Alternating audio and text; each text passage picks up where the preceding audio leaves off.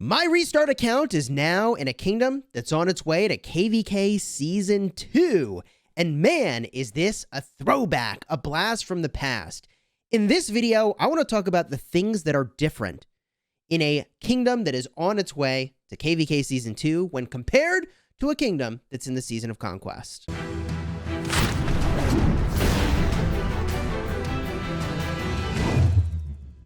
Hello, my friends, and welcome back. I'm Chisgule Gaming, and in today's video, I've got a few observations about things that are just very different in a very young kingdom. And so many of you watched and liked the video where I talked about migrating to 2293, which has about a month until we're in KvK Season 2, that I thought I'd do a follow-up and just talk about some of the things that are different. And it's not a coincidence here that I'm zoomed out on the map, because the map is very different. In a KvK Season 2 kingdom, and I mean, we're not even in KvK Season 2. We're on our way there. This kingdom is so young that the alliances are not yet maximum capacity, which, like, this blew my mind. I'm not saying they're not maxed out on members. They are. I'm saying the number of members they can have is less than the maximum, which I'm just, like, not even used to this, right? So we're short, like, over 10 members in this alliance. We're short over 10 members in this alliance, which is where I'm going to be headed pretty soon. In fact, I'm in Zone 1 right now because, like, these alliances are all full in Zone 3. Right now, this is, of course, a short-term problem as the kingdom just rapidly grows with a bunch of people migrating in. Okay, and they're building flags. They're working their way to more member spots. But, you know, I'm used to alliances with 150 plus spots, and that is very different about a KvK Season 2 young kingdom. But there's more. Because not only do you get all those member slots from having, you know, a bunch of flags and having your forts down, but there's also tech. And man, let me tell you, the tech in this shell that I'm in right now, I mean, look, we got work to do over here, right? We got a lot of work to do over here, all right? And this is perfectly normal for a kingdom of this age. But it was just a little bit eye-popping for me. Like, I'm used to max tech shells. And if we were talking about bringing someone into a kingdom, we'd be like, here's a max tech shell. You can just have one. Whereas I don't know if there's, like, any max tech shells in this kingdom right now.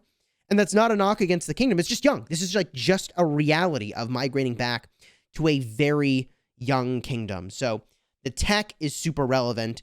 And this ties into what I was just talking about, because also there is technology to increase the member limit of the alliance. Oh, yeah, here it is. It's the tech that's being researched right now, right? Like, there's still tech that needs to be researched to increase the member capacity of these alliances. So it's pretty wild, man. And the gift level, by the way, also is low because it's a young alliance, level 9 gift level. Oh my gosh. When was the last time I got a treasure of white crystal? I genuinely don't remember how long ago this was. But these are the realities of migrating back to a very young kingdom. Now, this all ties back in together with holy sites and their distribution throughout the kingdom, which I can assume is good, but there may be some work that needs to be done there. And because they don't have the maximum number of flags down yet, if they have already made their way to all the holy sites they want to make their way to, a part of what still needs to happen is just, like, building out the territory so you can farm on territory. The simple things are easy to forget and neglect. And on the topic of simple things that are easy to neglect and forget and farming on territory, I remember way back when, in fact, I'll even have a card up in the top, okay? When I used to play in Kingdom 51, this was such a long time ago, it was my first kingdom. And, you know, there's rules in the kingdom, and I'm sure these are evolving as we go, right? But when people would constantly farm on your territory, it would get frustrating. And then the leadership would make a rule that's like, hey, if you farm on somebody else's territory, you can hit the marches. I can't remember the last time I was in a kingdom where that was, you know, the way things work, but that is how things are here. Not that anybody's hit my marches yet. And I don't know if that's going to always be the rule, but I definitely think it's interesting. Just, like, the mindset of a younger kingdom where, like, people are still not understanding, like, you really shouldn't farm on someone else's territory when you could just farm on your own and all that sort of stuff. Like, the rules are different. And there's reasons for that, right? The other thing I want to show you that is just very different that I'm still adjusting to is Canyon. If I make my way into Canyon, I have had to make some really big changes to my Canyon lineup. Oh, God. CJ from my roster is gone. Can't use him anymore. Also, Trajan from my roster is gone. Can't use him in a kingdom this young. Guan Yu is gone. So when I was fleshing out my defense, I was like, man, what do I do? What do I even do? So I made a few changes to how I'm running my Canyon lineup here. I'm using Charles Martel as a primary now in the off lane. I've got him down here. And I'm using frickin' Julius Caesar as the secondary because he's tanky. That march hopefully will do a lot of counterattack damage and just survive long enough for my other marches to maybe do something. And I say maybe do something because I don't have a lot of confidence in what I've got here, which includes now bringing Joan of Arc back into the lineup.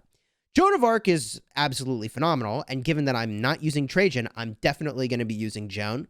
I'm using the Ethel-Joan combo, in part because I didn't have a great way to sort of use Joan of Arc otherwise without bringing in maybe like Matilda. I just didn't feel like going that old school Joan Matilda route, which is definitely relevant and can work. Card up in the top if you want to see just how effective Joan Matilda can be, which led me to putting my E-Song with Kira. That was my game plan back over here. I put E-Song with Kira, and I feel like that's a pretty solid choice in the grand scheme of things, given that I now have my Ethel-Joan combo in the front, kind of tanking where it is there. So the next combo that I've got is Alex and Sun Tzu. Sun Tzu obviously needs to be in the lineup. I consider Bjorn, but between Sun Tzu and Bjorn, I think the Sun Tzu is the better choice. And I've got him up top so I can do some damage, but also not get grouped up on by being in that position. And then last but not least, I've got my Minamoto with Mehmed, and that's the combo I actually was using in the Season of Conquest. Not that I think it's very good, but it's kind of the best I have, and also I have one kind of barbing gear of cav equipment, so that's at least got equipment on it. I have one kind of semi-okay set of archer gear, and that's what's over here. And the focus of my gear has always been on, 2 infantry marches and a 3rd infantry march that's got leadership talents, which is why I've got that trio in the front line over here. But the fun doesn't stop here. If we get a look real quick at which commander is in the mightiest governor, oh, baby, it's Saladin. What a throwback, man. I'm getting con wheels, which I'm definitely not spending gems on, and I've got Saladin mightiest governors. Now, what I will say is very forward-thinking about the way this kingdom is operating is that they do have a ranged mightiest governors, or at least I think some amount of the result is predetermined. I actually haven't had time to completely familiarize myself with the rules, but I do think that's a really good practice in general, even though in this very young kingdom, we probably want people to just be powering up a ton and as much as possible, because when you go and you get a look at the alliance powers, gosh bless. I know I said this in the video when I migrated over, but I'm just not used to the big, high-powered alliance being 8.5, billion power. Now, the funny thing about that is that when my main account was going into KvK Season 1, way back in the day, I mean, times were very different then, okay? But I remember we were up to 5 or 6 billion as an alliance, and I was like, wow, it was so much power. And now I'm like, our highest is 8.5 billion. What's going on? But a part of what's going on is that because the member capacity is lower, all these alliances aren't full. So, yeah, there's definitely some room for the power to grow fairly organically just by getting more slots opened up.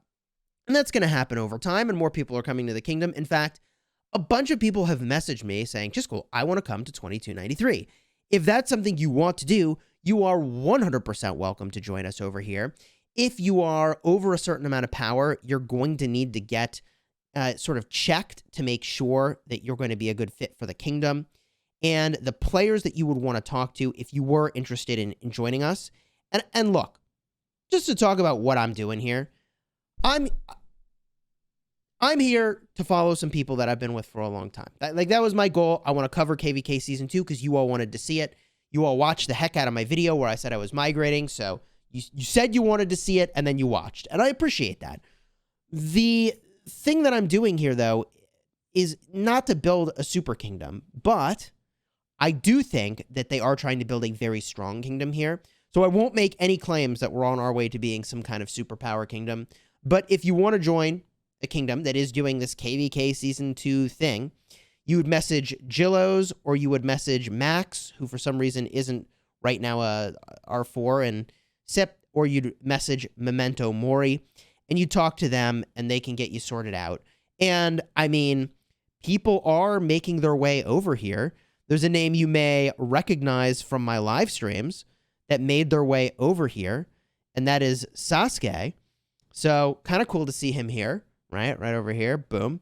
Players are joining us on this journey. You're welcome to come here as well if you want. This is not a recruitment video, but I will say, like, this is a project, and a part of being in this sort of project where we're going back to KvK Season 2 is to build a powerful kingdom. This is why people do it, to skip out on Season of Conquest, Crystal Technology, and to have a better shot at building a really strong kingdom. And I will say one of my immediate observations when I sort of queued in to do my Canyon matchups was that, like, my first matchup put me in, like, I forget, like, rank 1,400 something. And I was like, excuse me?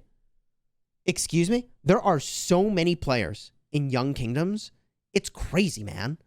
It's crazy. Like, Kingdom 75 is a pretty big kingdom, but, like, when I go battle in Canyon, and maybe people are just bored of Canyon, but when I go win my first matchup in Canyon for the week, I'm not, like, you know, rank 1,400 something, you know? And, like, here, it's like, holy. So, maybe I'm misremembering just how many people were above me in rank after I did my first battle, but I was pretty shocked. Young Kingdoms just have tons of players in them. They have tons of players in them because they're new to the game. It's all still got that new experience, and everybody's all hyped, and they got the rose-colored glasses. And hey, you know, I'm still playing this game 3 years later, and I've had a lot of fun. If you found this video helpful, or at least entertaining, throw a like on here and consider subscribing.